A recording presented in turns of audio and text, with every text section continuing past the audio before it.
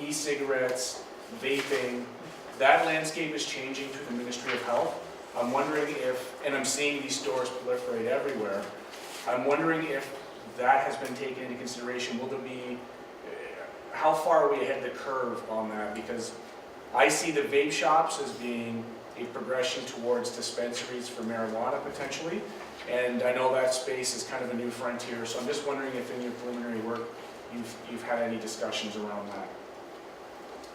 As of right now, we've taken into account best practices across municipalities, and we've looked at what the provincial legislation has put in place. Have we directly thought of that exact idea? No, and I'm very happy that you brought it forward, and we can definitely put that lens when we're putting pen to paper for a tobacco draft.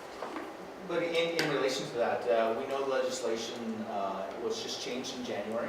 And part of our job is we just don't license for the sake of license. We get direction from council, but we also look at what's happening in our community. And so we work very closely with all our stakeholders, public health, the fire department, the planning department, the building department, and a person doesn't receive their license until everything is correct. And so what's happened about 6 months ago, public health told us the changes are coming in legislation.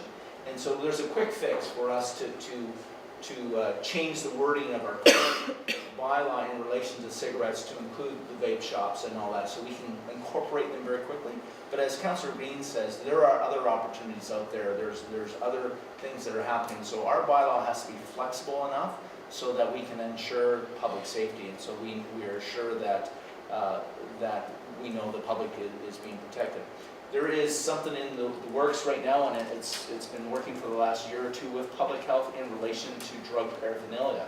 And that process is coming forward to council probably in the early spring. And of course that's being driven by a councillor, but it's also being driven by public health, that we can look at that. In particular, in that situation, that dealt with closer to variety stores that hold drug paraphernalia up front near the counters, where young children can come and buy candy and they see this. And so that's what we're looking at, restrictions there.